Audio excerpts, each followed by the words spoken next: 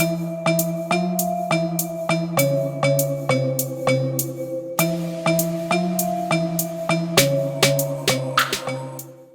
guys, welcome to motorrides.com. My name is Amit Changani and I've already done a very detailed review of the Interceptor 650.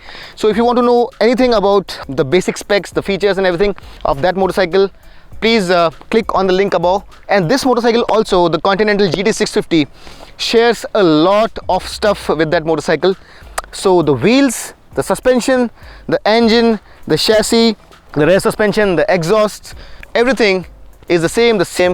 So essentially the way the motorcycle rides, the way it performs, the brakes and all of that is exactly the same, except for a few changes, and that is what I'm going to talk about. So if you want to know about the motorcycle, the concept and the performance and everything as a whole, I would suggest that you look at the Interceptor review.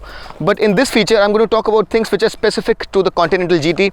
So starting with the price, this is about 15,000 rupees more than the Interceptor, and the prices start at 2.65 lakh rupees ex showroom. For the standard, for the custom, you have to pay about 7,000 rupees extra, so the price goes up to 2.72, and for the chrome versions you have to pay 13,000 extra for the ex showroom prices, and that's 2.85 lakh rupees. So 15,000 rupees more than the corresponding Interceptor. Now the changes, this motorcycle does not come with a main stand, there's only a side stand. The position of the foot peg has been moved by I think this much distance, so the foot pegs are more rear set.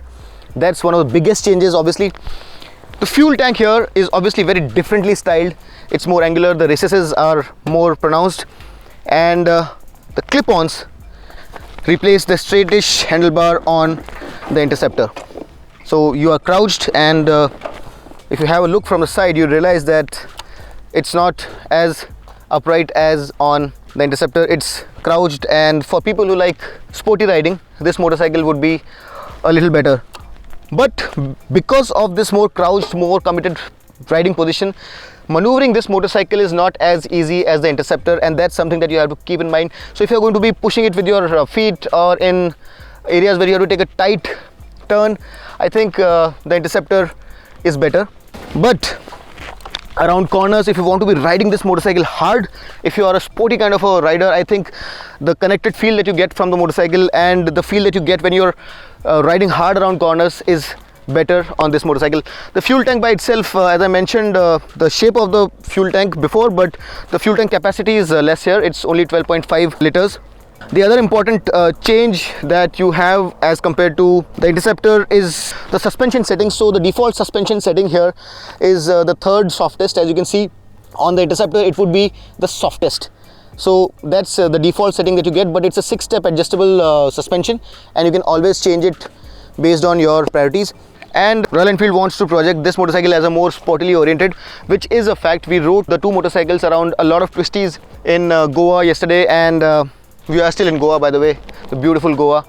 And the difference in the feel, the feedback, the confidence that you have while you dip the motorcycle in around a corner is very evident. So if you're a sporty rider, this motorcycle, but for an overall laid back, fun to ride kind of an element, the Interceptor is going to appeal to a majority of the audience because it's very easy to ride, and it suits the RE fan base a lot more than the Continental GT.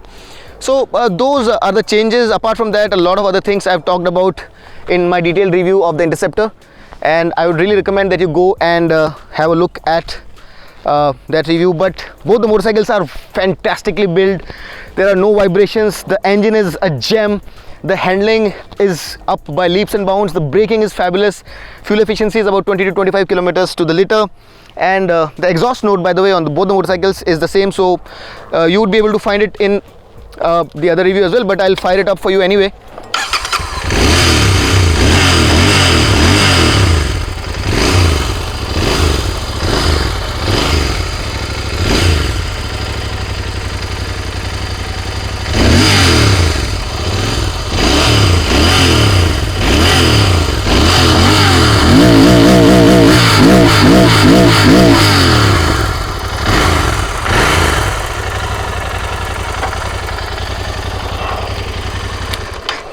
Royal Enfield is placing a lot of confidence in the product as well. They are offering a 3 years 40,000 kilometer warranty.